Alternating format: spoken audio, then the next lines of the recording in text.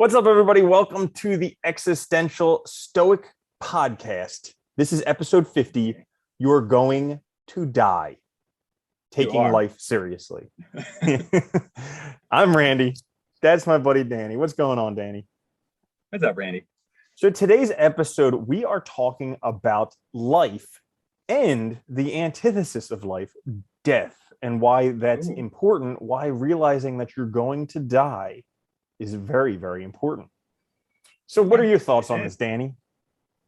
Well, I guess, when I was thinking about this originally, I was thinking of the Stoic idea, memento mori, right? To the reminding ourselves of the inevitability of death. But I was also thinking of the existentialists, especially Sartre and Camus, they remind us over and over again that, we're basically thrown into existence. The only truth that we know, or the only certainty in life, is that we're going to die. And basically that's it. And then we have to there's no guidebook. We have to make our way, right? But I mean, it's funny. I think one of the things that I guess drew me to this topic is, all these different philosophers, recognize the crucial role that death plays, because we are mortal, right? We're mortal beings. We know we're going to die, and we're also self-aware. And if we are aware of our death, does that make us take life more seriously? Does it make us think of life differently? Because, I think most people, you could argue, ignore the issue of their death, right? They totally ignore it. And then when death does happen, not to them, but to others, it's a huge thing. And it's hard to deal with. And I think there's something to be said for if we think about our own death and we take that seriously, we can also take life seriously, but also have a better relationship to death. Yeah. I think one of the most important things to take from death is that it does give value to life. Everything that we have is only here for a short period of time. And so you can enjoy it that much more. But it's actually a benefit that you can think about the death of yourself or of other things, because then you can actually enjoy it. Like, for instance, I have this mug. I know that one day it's going to break. So because of that, I can actually value this mug and be like, this is awesome. It holds coffee. I also really like it. Keeps my hands warm. And when it does break, I can be like, oh, that's the nature of it. It died. Yeah. Now I can let go. Right. Everything's impermanent. You know what I also love about it too? It's on the one hand, it's when you really think about it, everything does end. We all die. On the one hand, it's kind of freeing. It's so I can do whatever I want because none of this ultimately matters, right? There's no there's nothing that's going to happen after, whatever. On the other hand, it also is this kind of pressure, right? And anxiety to get it right, or this pressure to do it right, because it's oh shit, I only have one chance. And and the overall, our life is a blip. And I think that's to what you're speaking about, right? This value that it gives our lives. If we really lived forever, things wouldn't have the same kind of meaning, the same kind of immediacy, the same kind of importance. And in a way, I think that's one of our biggest problems that we all face is we get caught up in stuff and we forget that this ends, and we start to kind of forget what really matters, or what really matters to us, what's really valuable. Because I think that's one of the things about reflecting on death can get us, is a better sense of what's important to us. Yeah, we can, because as humans, we're able to kind of get used to anything. I mean, you look at people in those terrible situations who get used to it. And even living in first world countries, we get used to being able to order from Amazon and get it the next day. We get used to stores open 24 hours. We get used to all of these things. So our ability to get used to stuff is unlimited, but the death actually puts an end to it. So we can only get used to life so much because eventually it's going to end. I think we were just talking about that on the phone earlier, that idea of the hedonic treadmill, right? That, we literally get used to things so quickly, and we work real hard to get a nicer house. We get it, and then almost immediately we get used to it and we realize it's a better house. And it's we don't even take time to enjoy things. We don't take time to appreciate things, and we just are in this constant sort of treadmill, running after something but getting nowhere, right? So, we should talk about that, because I think that's a really important part of this whole death of everything, is actually enjoying the life of it. Because let's say that, death, or, most people who are ever born are dead. Most of the existence of the universe, you're going to spend dead. So life is actually this really interesting blip for a very fraction, a sliver of time where you're alive. So how can someone best enjoy that? And I'll You know, start. I think that I'll oh, start. okay, I was gonna say you're getting to the question, like the question, right? No, go ahead. Well, What were you saying? actually, okay, so it's the question. But yesterday I was walking at the park and I was listening to Jim Rohn, who's like a motivational speaker. And he says that, like, with life, you need to basically reflect on it, review it. You know, each Yeah. day you should reflect on your day and see what you did and what and the impact it did. And each week you should reflect on your week, and each month reflect on the month, and each year reflect on the year. And it reminded me very much of what we were talking about with the small delights, where every day at the end of the day you reflect on those things that you're grateful for, those great moments, because you start building up this collection of what is your life and the things that actually make a difference to you. And you're able to see that, yes, I'm going to die, but I lived, and here's proof. You know, it's funny you mentioned that because like Socrates famously said, right, the unexamined life is not worth living. And philosophers always interpret that as, you know, well, like it's the pursuit of knowledge, right? The pursuit of wisdom. And I think that is part of it. But I also think the other part of it is very practical. It's just that idea, right, of examining your life, reflecting on it, being grateful. Because when you do that, you're also sort of you're forcing yourself to recognize what was good, what's valuable, what struggles you went through, how you overcame. Like you're actually forcing yourself to take a moment to live and be present rather than, you know, we so quickly move on to the next thing. I think that that's part of the reason why we struggle with this. And like the small delay thing that we talk about constantly, because it was like the most valuable thing I've ever done in the shortest amount, the easiest, you know, but it builds that awareness and it just snowballs over time, right? And it has this huge cumulative effect. It's crazy. Yeah. Another thing that I think is interesting is you talk about the hedonic treadmill, and that comes about because we don't know when is enough. Yeah. So, like, an exercise that I like to do is uh, asking what is enough, and then also trying to live well below that too. So, like, trying to live on the least amount possible. I forget, somebody was saying how, like, a few, it was probably one of the Stoics, I think I read in the 4 Hour Work Week, how they were talking about how every once in a while you should go and live by the lowest means possible. And because, Kind of remind yourself of what you have, right? And what, all the advantages that you have now. yeah, because there's like a downside and an upside. And so the downside is effectively like zero, like food, clothing, water, shelter. Okay. Yeah. The upside is unlimited. You can literally go up forever. Like we were talking about this yesterday, how I have a $3,000 car that I think is the best car on the face of the planet. Like I don't think any car could ever do better than that. And it was $3,000. And yet I can go to the Lambo dealership and buy a $300,000 car. It's not going to be, you know, 100 times better than the car that I have. So You know, we were talking about though, it's like, you know, it's funny because it's like when you have no car, right? A car puts you up like way up real fast. And that car could be $1,000, could be 3,000. As long as it runs, basically you shoot up. But then as you go up higher from that, the payoff starts to become to cost, starts to just kind of get very, very low, right? We're like, what's the difference between a $125,000 car and a $200,000 car?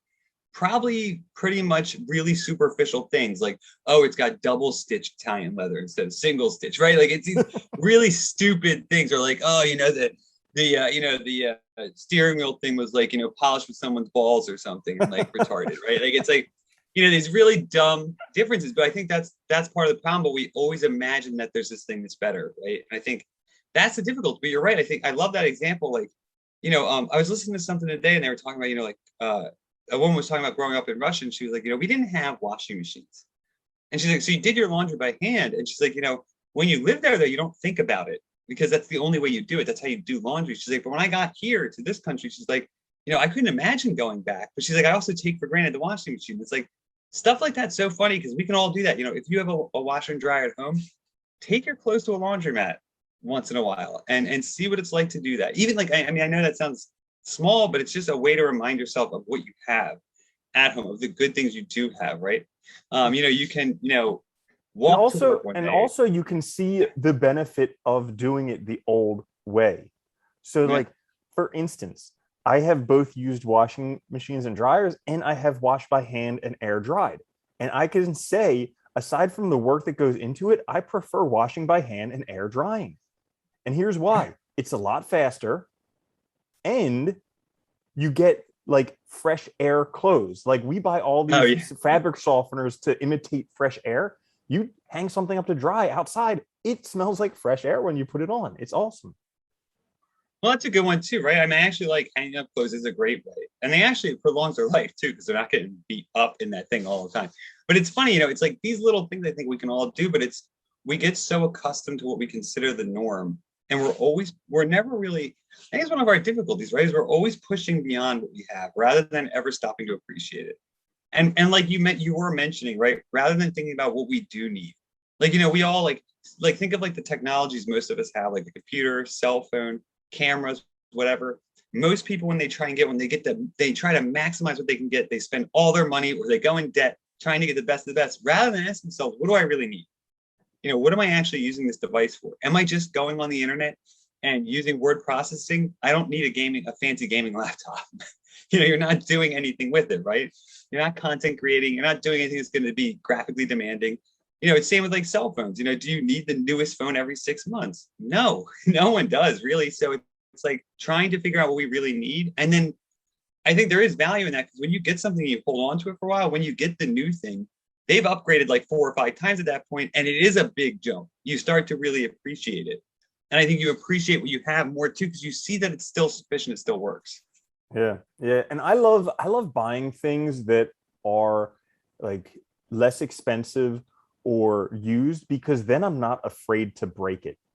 Because part of discovering something is sometimes breaking it. Yeah. And so when you get a used car or a used piece of technology or something that's so inexpensive that if it breaks you can just buy another, then you're like, oh, I'm just going to mess this up, with the idea that if it breaks, I'll buy another because I just learned all that stuff. Whereas if you get like the ultimate one, you're afraid to touch it. You're like, oh no, if I break something, I'm done.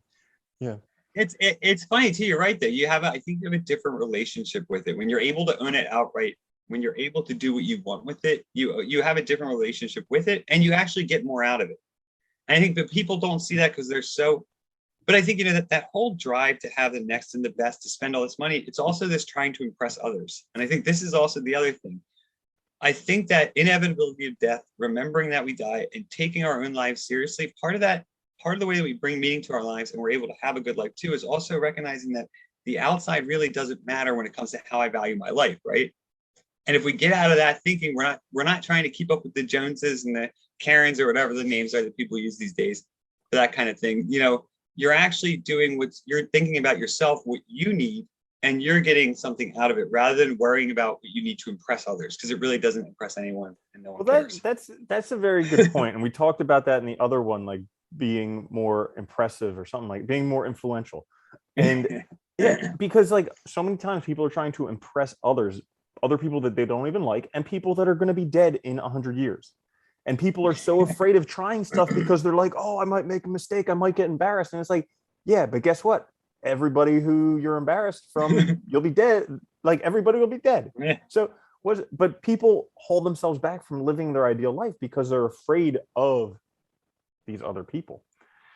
Yeah, I think, to that note too, I think one way we can kind of start getting beyond that too, and I think we might have talked about this before, is really imagining what we would regret on our deathbeds, like, and trying to really picture, because imagination is so awesome because it's so powerful, and it's such a great way when you start to really do it, whether you do it like in writing it down or trying to like just think about it in your head, like really thinking about, like, if I were to die in 10 years, would I regret not doing this thing? Would I regret that I didn't purchase the newest phone or whatever? And really asking yourself, like, what of these things matters? Because when it comes down to it, it's all about the things that we value. It's all about what will actually improve our lives, not, these external things like worrying about other people that matters, because we can't control that. And at the end of the day, who cares? Yeah, I think that's a great point. And I always like using 6 months because that is like a very tangible time frame. Whereas 10 years, I can be like, oh, I'll be, 10 years down the line. But 6 months, that makes it real, because then all of a sudden you're like, everything that I wanted to do in my life, I have to do in 6 months, or at least figure out, of those things that I wanted to do, which ones would I regret the most not doing if I expire in 6 months. I really like that too, because that also puts in the immediacy of, and the reality that when I make choices, whatever it is, I'm also making choices not to do things, whether implicitly or explicitly, right? So if you're talking about like getting a new job or trying something, like if you think about in terms of 6 months, is it that important that you should do it now, that you would regret not taking a shot, not trying it? Even if you, and I think that's important too, is like, there's a lot of things in life that I know, like even if I failed, it wouldn't matter, because it's the taking the chance that matters. It's knowing that I at least put myself out there, at least tried. And I think so many people fear that so much because they're so still concerned with other people. They're concerned with the other, not with themselves. Mm. And I think that's kind of what I meant by taking life seriously too, is like taking your own life seriously. Like, this is it. You have one shot, right? What are you going to do that's going to really make it matter? I actually think you kind of hit the nail on the head there, talking about like, why aren't you taking your life seriously? But at the same time, this immense fear, like the fear of death is one of the biggest fears that people have. And oftentimes we put the fear of death on everything else. Like, we put the fear of death on the embarrassment we'll get from doing this thing in front of other people or from trying and failing. All of those things, we put the fear of death on that. So let's kind of take a look at the fear of death.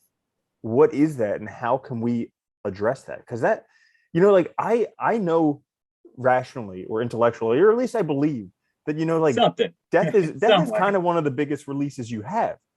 But I still have a very, very strong fear of death. Like, I still get on top of a tall building and my legs wobble. Like, so so how Well, do we, yeah.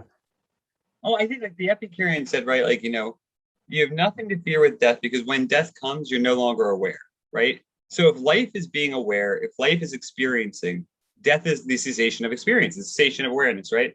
So there's, if you imagine what life was like before you were born, that's effectively what death is, right? So there's nothing to fear there, right? There's no pain. One of the things I think, some philosophers have identified is the reason why we fear death is because we're thinking about death in the sense of losing others. So we're thinking of it from the standpoint of like, how others will feel, or how that death will affect others, and there's, look, if you have kids, if you have people you love, right? Dying is scary in the sense that, yes, you won't see them anymore, things like that, but you're not thinking of it in the sense of your own life ending, right? There's a difference there. So that's one way, is to kind of think of it like, well, if it's truly the end, right? It's the end. So there's nothing really to worry in that sense. That doesn't mean, I think that can motivate us to take some risk, but still being at the top of the building, we still might shake a little, because it doesn't mean we want to die either, right? And I think there is an important distinction between like wanting to die on the one hand versus like recognizing the inevitability of it, living with it, accepting it. And I think, one good practice, I think too, is just recognizing that, look, all the things in life, existence itself, it's amazing. And it's amazing in part because it's constantly changing. It's always evolving. And for that to happen, things have to be destroyed and be created, right? That process goes together, that ebb and flow, that yin and yang. And like, if we recognize that life is this amazing thing, then we just got to accept death is just a part of it. It's not good or bad. It's just part. Yourself that as a way to kind of help you get there. It doesn't mean you're not going to be sad when people die. It's not going to mean that you're not going to, I think it's just a way to kind of help us make sense of it. Yeah, I think that's a really good way of looking at it. And while you were saying that, something came to mind for me. So like, I know when I have this belief that after death, awesome. Okay. Up until death, awesome. That moment of death, like there's fear of pain, there's fear of confusion, and just like not feeling safe, not feeling secure. So like that's the part, at least for me, that I'm fearful of. And so I was going to say also, well, no, I mean, I am also like, I think a lot of people are terrified too of degressing, not dying, but also losing our sense of self, losing who we are. And I think that's a very real fear, right? So I think that's part of it too, is it's not that we fear necessarily death, we fear the process of dying, or we feel like the slow degradation of self that can happen. That is terrifying, it can be terrifying, right? Mm-hmm. Yeah. And so the one thing that kind of struck me is like, I know in my living life, like the part of my life before my death, I focus very much on positive visualization. So I think that's very, very useful for using. And I haven't applied that yet to the moment of death. Like I have this negative visualization of it. And that kind of opened up my eyes to where I can actually make that a positive visualization. Like, Tyrion Lannister from Game of Thrones, somebody asked him, how do you want to die? And he's like, well, hopefully in bed with a glass of wine and a young girl. But using positive visualization like that, so that it may happen like that, but even if it doesn't, you haven't spent your whole entire life fearing this event. No, I think that's a good way to look at it. I like that idea too. Trying to make it again, it's using imagination, right? The other side of it too, I think, is also like if we just start being more aware of it, not denying it, not hiding from it, and recognizing that it's just a part of life, it also sort of it demystifies death and it makes it less scary because we're no longer we're always, instead of always running from it, you face it, you confront it, you look at it, and you recognize that everything still goes on, right? We're not that important. Yeah, it can be hard, but if we deal with the deaths that we encounter in our lives of others, of pets, of friends, whatever, we can deal with them in a healthy way. We can celebrate the life that was a part of our lives, the enjoyment we had, rather than look at it negatively. Like, we don't have to look at all these things positively. I mean, negatively. There's a choice there, right? Like, if you lose a good friend, you can look at how they impacted your life, how great it was that you had that time, right? And that's true for you too when you go. And I think when we start to sort of just confront it more, we also it becomes less scary, it becomes less, less a part of this thing that we don't understand. Hmm. Yeah, I think we spend so much time trying to find the best life, and oftentimes we don't think that much about the best death.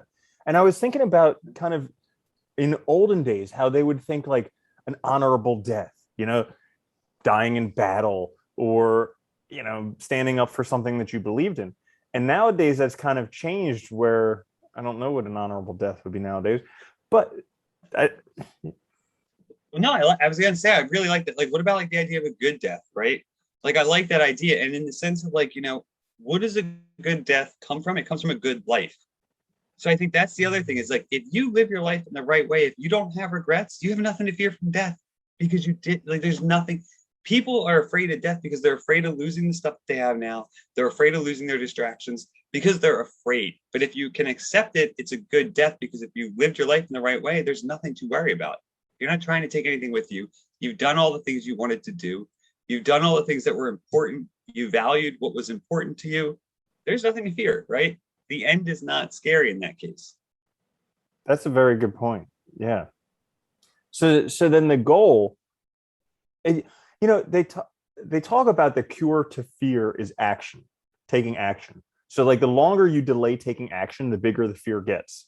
So this fear of death that everybody has is because we're not taking action. And it's not taking action as in like go kill yourself, because that's that's addressing. No, It's taking action that, as in living your life to the best of your ability, because that's taking action in the face of death. Like, and that's even courage, like being fearful of dying and being fearful of being embarrassed and all these other things, and taking action, that's called courage. And that is something that you can do now.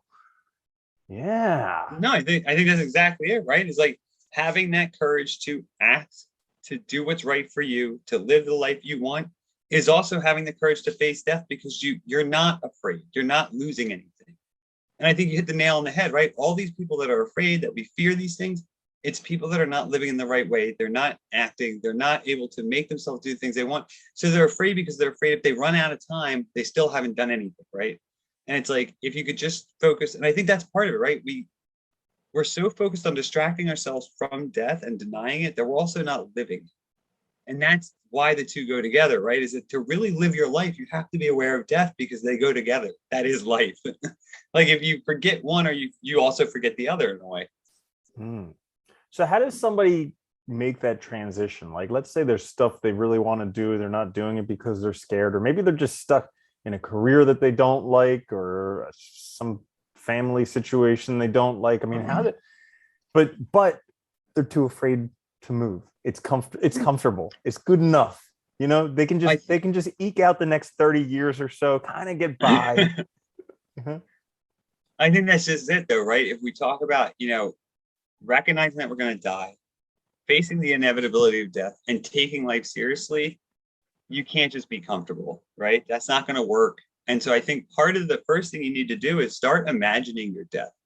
Start imagining, what would I regret if I died in 6 months? Would I be unhappy that I stayed in this job? Would I be unhappy that I stayed in this relationship? Would I be unhappy that I went to that Christmas dinner or whatever, right? What things would I be miserable about? What relationships are burdening me? And what does that tell me about my values, about what I should be doing? And I think it's a great exercise too, to find out, what matters to me? what really is important? You know, have I always wanted to play a certain instrument? Have I always wanted to go into this career or that career? Have I, you know, and what the fuck am I doing that I'm not doing these things now? Right? Like, why am I holding back from trying to make my life as good as possible and do all the things that I want in the limited time that I have? Yeah, like we got to stop pretending like we've got 1,000 years to live. I think Yeah. that it's very easy to get caught in this kind of passive mode where like I'll do it later. Later doesn't exist. It has never existed in my life. I've always imagined No. it does, but really the only thing that ever exists is right now. And Yeah. one thing that I did the other day was I was doing the 6 month, like if I die in 6 months, what things have I left undone? Oh, And this, that's a good one. I like the wording of it because it's like, if I die, what have I left undone? These like laters that I have, what have I left undone? And then taking a look at that list and which ones do I actually really, really not want to leave undone? That's a great one too for like prioritization, right? And like getting down what really matters. But I think, you know, I think at the heart of it too, what we're really talking about too is like taking your own life seriously and starting to really think about what does your life look like? What does your life actually, what does it mean to you? What does living your life look like to you? Because it's gonna be different for everybody. I think this is the crucial thing is like getting down. What are my values? What's important? It's insane that we don't do this. That most people don't do this, right? It seems to me like so crazy that like, and I get it though, because it's also easy to get distracted in this world. It's Well, easy to be, you know, whatever. And like, but yeah. yeah, I think a lot of people don't do this because we're kind of caught up in life. And then stuff bad stuff happens and we're like, my life sucks. And then we start looking at the answers, but at that point it's a very difficult time because we're saying, like figure out what you want to do. And most of the time when people are in that negative mind space, they're like, oh, my life sucks. I don't want to do anything. I hate everything. This all stinks. I don't have any goals. I don't. And so like finding a way to transition from that negative place to a place of positive creation. I think one thing, you know, a couple things that really helped me were obviously the small delights thing, doing that, because trying to get to that positive thinking, seeing what you're grateful for, seeing what's pleasurable is a great way to start helping you kind of get that energy back if you really do lack it. And I've been in that place before. And I think part of it too is just really, it's hard. It's very hard. But journaling and stuff, taking a good look at yourself and really also looking at the fact that like, it's not going to change unless you change it. Nothing, no magic wand's going to be waved, right? Blame everybody you want. It doesn't fucking matter at the end of the day. I mean, at the end of the day, right? It's your life and you have to live it. And that's what we mean by taking it seriously, right? Like, I and I think think it's hard though, but you have to force yourself to do it. well, what you're You know? saying there is really important is that it's hard and you can get through it. I think those are the two most important things. Like it's Yeah. going to be hard. There's no way around it. It's going to be hard. Yeah. It stinks sometimes. And it's going to continue to be hard at times. Like Yeah. that's just it. Like, But that being said, you can get through it. That's also yeah. really important. Because it's like it's deluding people to tell them that, oh, it's going to be easy. You just need to do this and you just need to do that. It's not. It's going to be hard, but you can get Well, through it. You can endure through it. and you've gotten through things before, right? You can get through this now. And the other side of it too is like, yes, it'll be hard. Yes, it'll be hard in the future again too. But once you start once you start taking it seriously, once you start being accountable, taking responsibility, living your own life, it's also infinitely better. I think it was Kierkegaard who said that. Like Kierkegaard said, I'm going to butcher it, but it's something along the lines like, no one who has lived authentically would ever say it was an easy life, but they would also say that it's the greatest life. And I always love that quote because it is the most difficult way to live is to live your own life and take it seriously, but it's also the greatest. So it's like, it's that recognition that like, it is so great because it's so difficult, but it's so difficult because it's also your own. Yeah, And I always really like that. that Yeah. is a great quote. Like I can definitely see that. Where like for a while my life had these steps. It was like, go to high school, do well, go to college, get married, get a professional career, and like all these steps. And it was easy because it wasn't my life, but I hated And it's it. empty, right? Yeah. Yeah. It's easy. It's easy because somebody's telling, it's funny. It's like somebody else is telling you what to do. They're setting the goals. They're setting the little markers. It's great. It's easy to follow it, but it's totally fucking empty because it's not your life. It's not your values. It's not what matters to you. And look, the other side of that too is like, I mean, I'm like almost 40, you're almost 40. I'm happy that I realize this now. I don't, it's like, so what that I'm, it's like now I can at least do it, right? And I think it's like whether you're 25 or 60, you always have time to start and you can make it your life and make it awesome. I think that's what matters. Yeah. And like now so much nowadays, people think that you have to have it all figured out when you're young. Like that's Yeah. the big, like spend 30 years from when you're 18 to 48. Spend 30 years messing up. Make 30 years of mistakes. Yeah, Okay? Non-life-threatening mistakes and nothing that puts you in prison, because those are too far. yeah. But spend the rest of your life screwing up. Then you have all those years of experience to draw upon to live the second half of your life the best that you possibly can. Yeah. No, I think you're right too. It's funny because like that was true like 400 years ago when most people die when they were like 20. Yeah, you to get moving early. Like, you did not want to. But now it's like, you're right. I mean, we have in a way, we have more time than ever. Our lives are longer than ever, and they're healthier than ever in the sense like cognitively and stuff. So take advantage of that, dude. But like, yeah, I think it's like this idea of taking life seriously. You have to think of your own death. You have to recognize that that's inevitable, because it's the only way to get to that point where you start to live your life seriously and live your action. I mean, I guess that's the crucial thing too, is live your life, right? Not somebody else's, not an empty life, but your own life. And I think that's the important part. Yeah. So I guess that's kind of it. What would you say the takeaways are from this episode? I would say definitely recognizing that death is going to happen, and actually challenging the fear associated with it. Well, I think too, understanding how it's freeing too, by recognizing that everyone dies, you don't have to worry about all those people anymore. Like it kind of makes all their opinions pointless, right? Because they all end up in the same place no matter how they do it. It doesn't matter. So I think there is that freeing side of it, but it's also that like getting you to be, put that fire under your butt, right? And get moving too, and recognize that. Another exercise that I do from time to time is go spend time in a cemetery. Oh, that's a good one. Yeah. Because you can see how many people are dead. And it really, really hit me when I went to a cemetery and there were classmates there. Oh yeah, it's who died young. And that like really hit, because you see all these graves from the Civil War and stuff like that and whatever else. But then like these were people who I was in second grade with and third grade with and fourth grade with. And like that's when it really hits, because they're not here and I'm still here. And it's like, wow, I really have an opportunity to make the most of this. Well, it's funny, like when you hear people talk about who have like a near-death experience, or like they get in a serious car accident or something, but they come out of it, they survive cancer or something, like a terminal illness. You always hear them talk about life differently, because it's like they all of a sudden, like they were living like we all do, distracted, denying it and all of a sudden death became very real to them, very real. And it's like afterwards, it's like everything's a bonus, because it's like, oh shit, like that could have been it. All these years of bonus. I think it's a helpful way to also think of our lives, which is we could die at any moment. So any moment we're not dead is also a bonus. We should be using it, not wasting it. That's another kind of. Yeah, that's a very good point. And doing, journaling to write down the best parts of your day. That's a way to be grateful for this bonus. Because if you want more bonus, be grateful for the bonus you get. Like if I buy somebody ice cream and they don't say thank you, I'm not going to buy them ice cream again. But if they're profusely grateful for that ice cream, I'm probably going to buy them some more ice cream. So do the same thing with the universe. Let the universe give you some more ice cream, Yeah, I think you're right there, right? Being grateful, writing things down, getting clear on what we want and what we want our life to look like. And at the very bottom too, recognizing that, this is your life. You have to live it. You have to take it seriously, because nobody else is going to do it for you. I think those are the biggest things. Absolutely. Well, I think this was a mind-opening episode for me. Definitely. Yeah, I got a lot it was from for it. me too. Awesome. I did too. I loved it. Yeah.